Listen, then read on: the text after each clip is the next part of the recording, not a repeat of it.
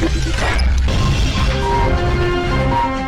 आप देख रहे हैं सिटी तहलका और मैं आपके साथ साक्षी तिवारी। आइए नजर डालते हैं आज दिन भर की मुख्य खबरों पर। पानीपत शहर में आम जन के लिए सहयोग चैरिटेबल ट्रस्ट द्वारा मोबाइल सेवा की गई शुरू।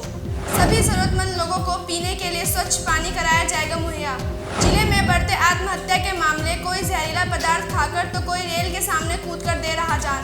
बधावा राम कॉलोनी वासी 32 वर्षीय सुरेंद्र ने मामूली विवाद के चलते फांसी का फंदा लगा की आत्महत्या।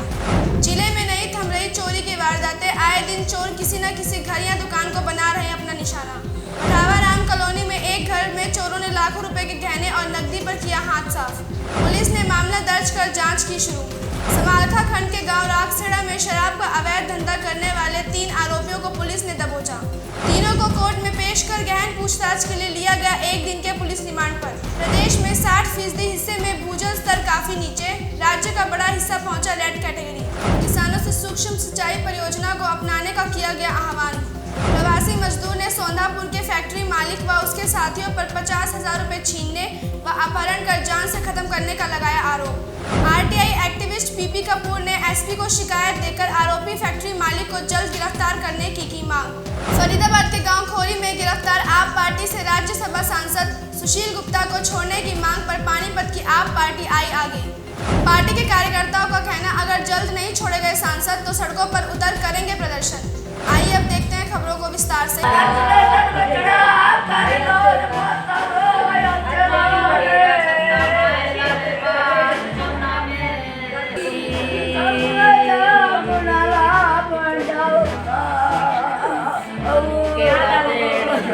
छोटी बातें में घबरावी। पानीपत में आजकल आत्महत्या के बहुत से मामले सामने आ रहे हैं। कोई जहरीला पदार्थ खाकर तो कोई रेल की पटरी पर लेटकर अपनी जान दे देता है। ऐसा ही एक मामला पानीपत की बधावा राम कॉलोनी से सामने आया है, जहां परशुराम मंदिर के पास रहने वाले करीब 32 वर्षीय सुरेंद्र कुमार, जो कि मूल रूप से मध्य प्रदेश के रहने वाले थे, उन्होंने एक छोटी सी बात पर ही अपनी जीवन लीला समाप्त कर ली। परिजनों ने बताया कि कल दोपहर के समय पड़ोसी किराएदार के साथ सुरेंद्र का पंखे को लेकर कोई विवाद हुआ था, जिसको लेकर वह शाम तक परेशान था। रात के समय सुरेंद्र की पत्नी बेटी को बाथरूम करवाने के लिए आई तो पति के कमरे का दरवाजा खुला देख अंदर झाँक कर देखने लगी। देखा तो उसका पति पंखे से फंदे पर लटका हुआ था, जिसके बाद पत्नी ने चिल्लाकर अपने परिजनों को इस बारे में बताया। आपको बता दें कि मृतक सुरेंद्र दिहाड़ी मजदूरी कर अपने परिवार का पेट पाल रहा था। मृतक के 3 मासूम बच्चे भी हैं, जिनके सिर से पिता का हाया उठने के बाद पत्नी और बच्चों का रो रो कर बुरा हाल है। अच्छा, कैसे क्या घटना हुई? सर, ये रात के करीबन 9:30-10 बजे की बात है। भैया का पंखा खराब हो गया तो सामने वाले किराएदार से उन्होंने पूछा कि आप पंखा ठीक कर सकते हो, तो हमारा पंखा ठीक कर दो, पंखा ठीक कर दो। तो वो सामने वाला किराएदार बोलने लग गया कि नहीं भाई, तू अपनी दुकान पे जाके बनवा ले। तो उसने कहा भाई तू जानता तो तू ही बना दे दुकान के, इतने पैसे ले लेना। तो उसने कहा कि क्या कहते हैं, मैंने इसका तेरा कर्जा देना है। बस इस बात पे वो भैया के साथ 2-4 जने, उसके साथ जो भैया ने पंखा ठीक करवाना था, तो उसके साथ 2-4 जने और भी आ गए और भैया पे चढ़ने लगे। तो भाभी ने कहा क्या कहते हैं, आप इनके साथ मत उलझो, ये 3-4 जने हैं, आप अकेले हो। तो भैया ने भाभी को मारा। भाभी ने मार खाई, जैसे वो छत पे चली गई, छत पे सोने लग गई। फिर भैया ने ऊपर गए छत पे और कहने लगे मैं क्या कहते हैं खाना खा के आ रहा हूँ। वो जैसे कमरे में गए तो दोबारा आए नहीं छत पर, और भाभी के लड़के को लैट्रिन आ रही थी तो उन्हें वॉशरूम में ले गई। तो अंदर जैसे ही अपने कमरे में जाती है तो खिड़की से देखती है कि भैया फांसी पे लटके हुए हैं। तो लेकिन बड़ी बात यह है कि आजकल लोगों का संयम लगातार कम होता जा रहा है।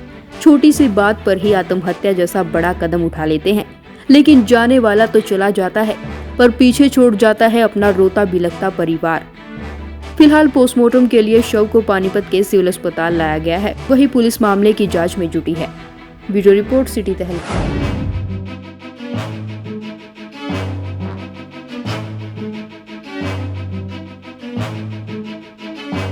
आमजन के लिए सहयोग परिवार की बड़ी पहल। पानीपत में सहयोग चैरिटेबल ट्रस्ट द्वारा बड़ी पहल की शुरुआत करते हुए मोबाइल सेवा शुरू की गई है, जिसके चलते शहर में सभी जरूरतमंद लोगों को पीने के लिए स्वच्छ पानी मुहैया कराया जाएगा। मोबाइल सेवा की शुरुआत आज गंगाजल से की गई है, जिसे पानीपत उपायुक्त सुशील सारवान ने हरी झंडी दिखाकर रवाना किया। इस अच्छी मुहिम के लिए उपायुक्त ने कहा कि उन्हें उम्मीद है कि आगे भी इसी प्रकार से जन सेवा के कार्य किए जाएंगे, ताकि शहरवासियों को कभी किसी प्रकार की परेशानी से जूझना ना पड़े। कराया जाएगा, जहाँ भी इसकी जरूरत होगी वहीं पर ये मोबाइल सेवा जाकर लोगों को साफ पीने का जल उपलब्ध कराएगी। मैं ऐसे ही सहयोग चैरिटेबल ट्रस्ट से आशा करता हूँ कि आगे भी ये जन सेवा के कार्य बढ़ चढ़कर जैसे पहले करते हैं वैसे। वहीं सहयोग परिवार के सदस्यों ने जानकारी देते हुए बताया कि उन्होंने गंगाजल से मोबाइल सेवा की शुरुआत की है, क्योंकि गंगाजल अमृत समान है। पहले गाड़ी में मौजूद हरिद्वार से लाया गया गंगाजल सभी मंदिरों में चढ़ाया जाएगा और कल से आमजन के लिए यह सेवा शुरू की जा रही है, जिसके लिए उन्होंने 2 नंबर भी जारी किए हैं। यह सेवा 24 घंटे के लिए रहेगी। अगर किसी भी व्यक्ति को पानी की कोई परेशानी है तो वह तुरंत प्रभाव से कॉल कर पानी की परेशानी से छुटकारा पा सकता है। गंगाजल से शुरुआत करी है जी। हमारे गंगाजल एक अमृत समान है और इसकी बहुत मानता है, तो हमने सबसे पहले जो पानीपत में इसकी ज़रूरत थी तो उसको देखते हुए इसको गंगाजल कल हरिद्वार से इसको भर के लाए हैं। इसमें गंगाजल है और पानीपत के सभी मंदिरों में ये गंगाजल दे के और कल से इस गाड़ी की शुरुआत जनता के लिए कर दी। ब्यूरो रिपोर्ट, सिटी तहलका।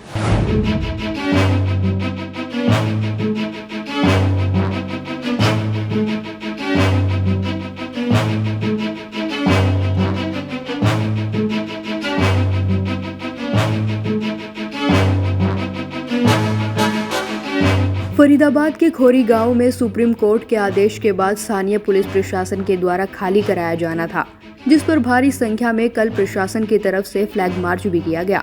वहीं आपको बता दें कि खोरी गांव में अवैध निर्माण के चलते सुप्रीम कोर्ट के लिए गए फैसले के अनुसार कभी भी अवैध निर्माण को ध्वस्त किया जा सकता है, और ऐसे में भला आम आदमी पार्टी कैसे पीछे रहती। तो आम आदमी पार्टी से राज्यसभा सांसद सुशील कुमार गुप्ता खोरी गाँव पहुँचे और खोरी गांव से संसद भवन तक पैदल मार्च करने का फैसला लिया गया। ऐसे में कानून व्यवस्था न बिगड़े, इसी को देखते हुए हरियाणा पुलिस के द्वारा सुशील कुमार गुप्ता को गिरफ्तार कर लिया गया, जिस पर पानीपत आम आदमी पार्टी ने भी प्रेस कॉन्फ्रेंस कर खट्टर सरकार पर हमला बोला और पानीपत जिले के आम आदमी पार्टी के कार्यकर्ताओं द्वारा कहा गया कि मुख्यमंत्री मनोहर लाल खट्टर हरियाणा को भी सीरिया बनाना चाहते हैं, और उन्होंने कहा कि हमें नहीं पता कि सुशील कुमार गुप्ता अभी जिंदा भी है या नहीं, और अगर कुछ समय के बाद भी पुलिस के द्वारा राज्यसभा सांसद को छोड़ा नहीं गया तो आम आदमी पार्टी सड़कों पर उतरकर सरकार के खिलाफ प्रदर्शन करेगी। कि खट्टर सरकार ने लोकतंत्र का कत्ल कर दिया है। आज बीजेपी की खट्टर सरकार ने हरियाणा को सीरिया बनाने की कोशिश करी है।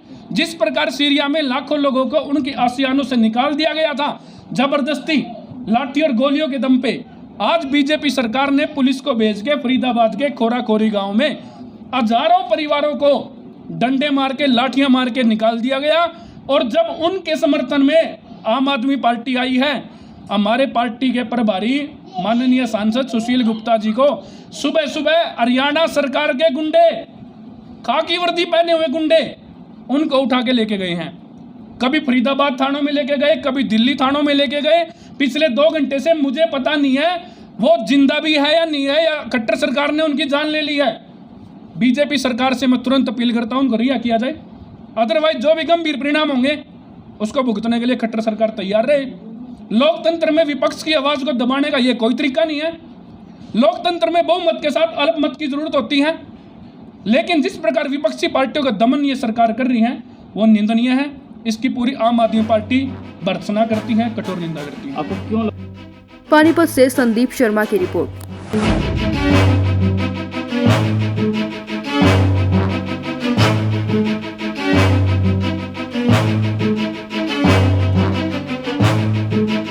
हरियाणा में भीषण जल संकट का खतरा है। राज्य जल समस्या के मुहाने पर पहुंच गया है और यही हालात रहे तो लोगों को पानी के लिए तरसना होगा। प्रदेश के 60% हिस्से में भूजल स्तर काफी नीचे चला गया है और राज्य का बड़ा हिस्सा रेड कैटेगरी में पहुंच गया है। प्रदेश के 22 जिलों में से 14 में भूजल काफी नीचे चला गया है। 7 जिले ऐसे हैं जहां जल भराव तथा जलीय लवणता की समस्या है। लोगों द्वारा अंधाधुंध भूजल का इस्तेमाल करने के चलते वर्ष 2004 में भी राज्य के 114 ब्लॉक में से 55 ब्लॉक रेड कैटेगरी में आ चुके थे, जो करीब 48% है। 2020 में 141 ब्लॉक में से 85 ब्लॉक रेड कैटेगरी में पहुंच गए हैं, जो कि राज्य का 60% हिस्सा है। हरियाणा सरकार ने गिरते भूजल के खतरे को भांपते हुए किसानों से सूक्ष्म सिंचाई परियोजनाओं को अपनाने का आह्वान किया है। सर, हमारा कहना ये है, जो आज से लगभग 5 साल पहले पानी का स्तर नलका लगा के लगभग 70 फुट में पानी आ जाता था, पर अब कुछ समय इस टाइम में चल रहा है कि 250 से 200 फुट में सबमर्सिबल लगवाना पड़ रहा है, जो कि खर्चा भी पड़ रहा है जेब में, पर पानी का स्तर बहुत नीचे जाता जा रहा है।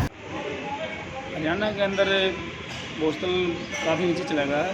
पहले आमतौर पर 20 फुट से शुरू हो जाता था और अब 120 के करीब चला गया। आने वाली पीढ़ी के लिए तो ये बहुत ही भारी दिक्कत आएगी कि पानी की समस्या इतनी हो जाएगी कि पीने के लिए पानी का बोतलों में ही पानी पीना पड़ेगा हमें। हरियाणा जल संसाधन प्राधिकरण के CEO डॉक्टर सतवीर कादियान बताते हैं कि हरियाणा के कई जिलों में जल संकट लगातार गहराता जा रहा है। प्रदेश के गुरुग्राम, कुरुक्षेत्र, पानीपत, रेवाड़ी, सिरसा, नारनौल, चरखी दादरी सहित 14 जिलों में जल संकट की वजह से परिस्थितियां विकट बन चुकी हैं। जितनी कैपेसिटी में पानी निकाला जाता था, उससे कई ज्यादा गुना कैपेसिटी से पानी पंप करके निकाला जा रहा है। ऐसी स्थिति चिंताजनक है, क्योंकि अगर यही हिसाब रहा तो हरियाणा के कई जिलों में पीने लायक पानी भी नहीं बचेगा। वहीं हरियाणा जल संसाधन प्राधिकरण की पहली बैठक लेते हुए मुख्यमंत्री मनोहर लाल ने गिरते भूजल स्तर पर चिंता व्यक्त की है। ब्यूरो रिपोर्ट, सिटी तक।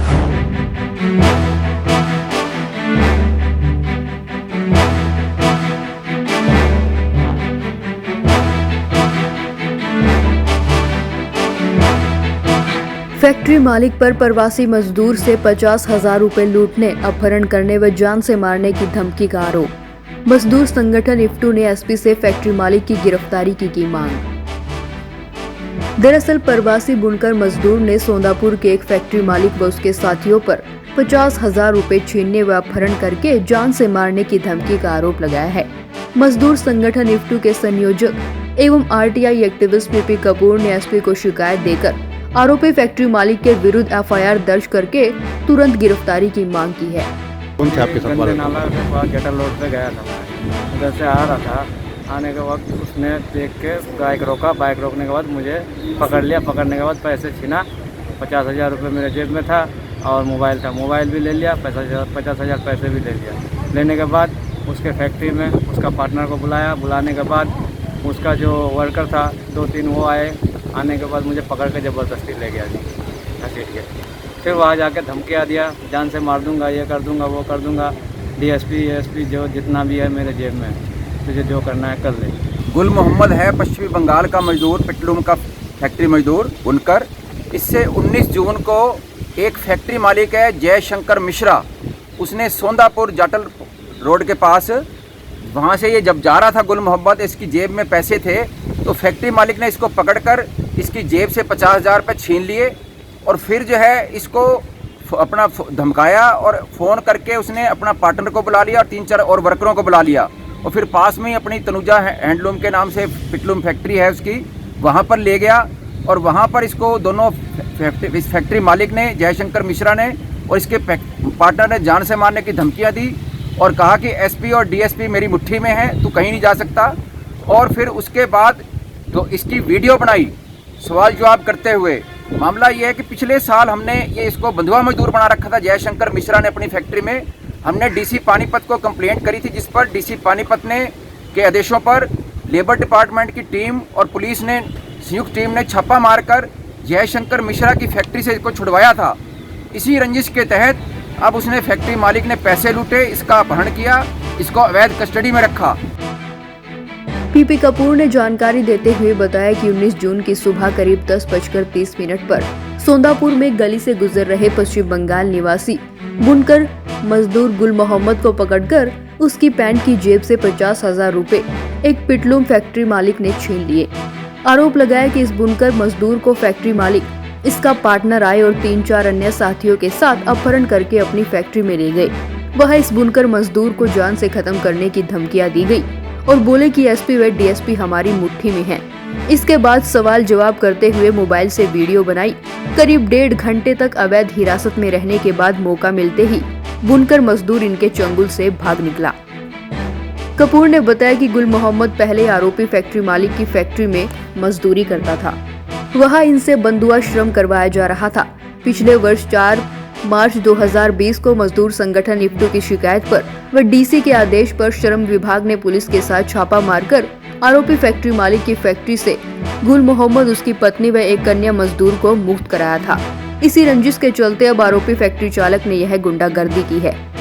पीपी कपूर ने आरोपी फैक्ट्री मालिक, उसके पार्टनर व साथियों पर तत्काल एफआईआर दर्ज कर गिरफ्तारी की मांग की है। ब्यूरो रिपोर्ट सिटी तहलका।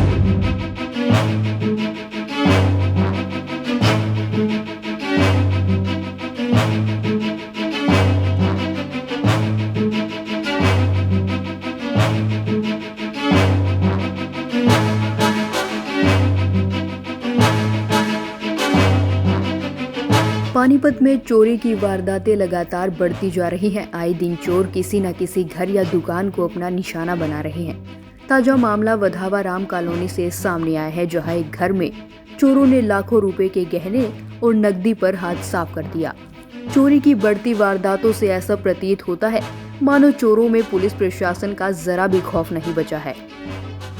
पीड़ित परिवार ने जानकारी देते हुए बताया कि वारदात को करीब रात के 1 से 3 बजे के बीच में अंजाम दिया गया, जिस समय वह परिवार के सभी सदस्य अधिक गर्मी होने के कारण ऊपर सो रहे थे।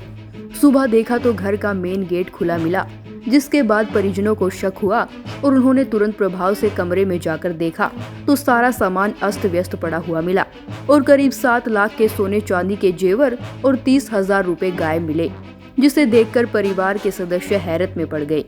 पीड़ित परिवार ने तुरंत प्रभाव से पुलिस को घटना की जानकारी दी, जिसके बाद पुलिस मौके पर पहुंची और जांच की। क्या क्या चोरी हुआ? 2 तो गले के सेट थे, 2 की टी शर्ट थे, 2 इनके घर के थे, 5 गुंठी बहू की एक की थी, 4 गुंठी एक की थी और पाँव की पजेब थी, एक जेंट्स गुंठी थी, एक जेंट्स चैन थी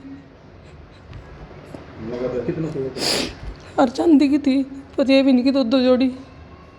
कम कितने तोले सोना था? पजेब आधी किलो तो मेरी चांदी थी जी। होगी तो फालतू, एक पे आधी मैंने का चला आधी किलो थी। अरे जी कम से कम 8-10 तोले सोना था। कितना नुकसान हुआ? नुकसान जी करीब मतलब जो है ना 6-6.5 लाख का नुकसान है। जेवर है 30,000 रुपये कैसे हैं। और जो है ना मैं सवेरे घूमने जाता हूँ उड्डा की तरफ 4 बजे, तो मैं जैसे ही ऊपर से नीचे आया, बच्चे ऊपर पड़े थे, हम भी ऊपर ही गर्मी की वजह से लौट के, नीचे कोई नहीं था। तो नीचे आया तो मैंने जो है ना ये गेट की कुंडी खुली भाई, मुझे मुगालता लगा हो सके रात बच्चों को ध्यान ना रहा हो अंदर की कुंडी लगानी। मैं निकल गया, मुझे आके पूछूँगा। जैसे ही मैंने आकर पूछा, ये बोले हमने तो कुंडी लगा रखी थी, ये उठाए। तब जाकर फिर मतलब जो है ना भाई देखो भाई कुछ सामान तो गायब नहीं है। और फिर ये उठ के नीचे आए, देखा तो दोनों अलमारियों से जितना जेवर था वो सब साफ है। और 30,000 रुपये, 5,000 रुपये एक अलमारी में थे, 25,000 एक अलमारी में थे कैश। वो मतलब जो है ना चला गया। जेवर में क्या क्या था और करीब कितने लाख रुपए का नुकसान हुआ? ये मतलब जो है ना अंदाज़ा है, मतलब जो है ना हमारे टाइम आता है 6.5 लाख रुपए का, 6-6.5 लाख का नुकसान है जेवर का। ओ मतलब कैश तो कोई खास है नहीं। कितने बजे की बात है ये सुबह? ये जी मैं 1 बजे तक मैं ऊपर पड़ा फ़ोन देख रहा था। 1 बजे मैं सोया हूँ। छोटे वाला लड़का भी मतलब अंदर कमरे में ऊपर वाले में ही, ये भी नू कहा मैं 1 बजे टाइम देख कर सोया। तो मतलब जो है ना, और हम करीब जो है ना 3:30 बजे से थोड़ी हल्की बूंद सी आई, उस टाइम हम उठ भी गए। फिर मैं उठ के नीचे आया और 4 बजे मैं मतलब जो है ना लाइटिंग वगैरह हो गए और उड्डा की तरफ घूमने चला गया। तो यानी कि 1 बजे के और 3 बजे के आसपास मतलब यानी इसी बीच में हो रहा है। तो सुना आपने चोर किस तरह से बेखौफ होकर पुलिस की नाक के नीचे चोरी की वारदातों को अंजाम देने में जुटे हैं। अब ऐसे में जनता का हर समय चोरी के डर में रहना तो लाजमी है, क्योंकि वारदातें हैं कि थमने का नाम नहीं ले रही। फिलहाल पुलिस ने पीड़ित परिवार की शिकायत पर मामला दर्ज कर जांच शुरू कर दी है, लेकिन सवाल बड़ा है कि क्या शहर में बढ़ती चोरी की वारदातों को अंजाम देने वाले चोर गिरोह को पुलिस प्रशासन आखिर कब तक काबू कर पाता है, ताकि आमजन बेखौफ होकर सो सके। ब्यूरो रिपोर्ट सिटी तहलका।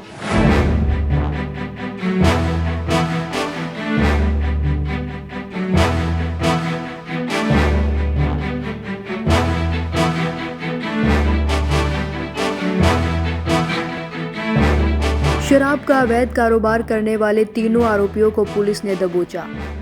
दरअसल संभालका खंड के गांव रागसेड़ा में शराब का अवैध धंधा करने वाले तीनों आरोपियों को काबू करने में पुलिस ने बड़ी सफलता हासिल की। पूरे 20 दिन बाद पुलिस ने तीनों आरोपितों को गिरफ्तार किया। जानकारी के मुताबिक सामने आया कि 1 जून को पुलिस ने अवैध रूप से चलाई जा रही शराब की भट्टी पर छापा मारा था और मौके से अधिक मात्रा में कच्ची शराब बरामद की गई थी। छापेमारी के दौरान अवैध शराब के कारोबारियों ने पुलिस टीम के साथ लड़ाई झगड़ा शुरू कर दिया और चकमा देकर मौके से फरार होने में कामयाब हो गए थे और तभी से पुलिस उन्हें ढूंढने में जुटी थी। वही मामले की जानकारी देते हुए थाना प्रभारी नरेंद्र ने बताया कि कल देर रात उन्होंने तीनों आरोपियों को काबू करने में सफलता हासिल की और तीनों को कोर्ट में पेश कर गहन पूछताछ के लिए 1 दिन के पुलिस रिमांड पर लिया गया है। दिनांक 1/6 को पुलिस को सूचना मिली थी कि गाँव शेड़ा में कोई अवैध शराब का काम कर रहा है। जिस सूचना में टीम बनाकर वहाँ पहुंचे थे तो वहाँ पे एक मुख्तार नाम का व्यक्ति था जिन्होंने अपने और अन्य साथियों के साथ पुलिस पार्टी पर झगड़ा करके वहाँ से फरार हो गए थे। जो वहाँ कुछ दारू बरामद कर दी। इस उसमें आगे तफ्तीश में कल दिनांक हमने 3 आदमी को गिरफ्तार किया जिसमें मुख्तार और उसका बेटा शामिल थे। उनको कोर्ट में पेश करके 1 दिन का रिमांड लिया है। आगे तफ्तीश अब देखना होगा कि रिमांड अवधि के दौरान आरोपितों से और क्या बड़े खुलासे हो पाते हैं। संभालका सिटी तहलका के लिए रतनलाल की रिपोर्ट। आज के अंक में इतना ही। अगले अंक में जुड़ेंगे कुछ और नई खबरों के साथ। तब तक जुड़े रहिए सिटी तहलका सच के साथ। नमस्कार।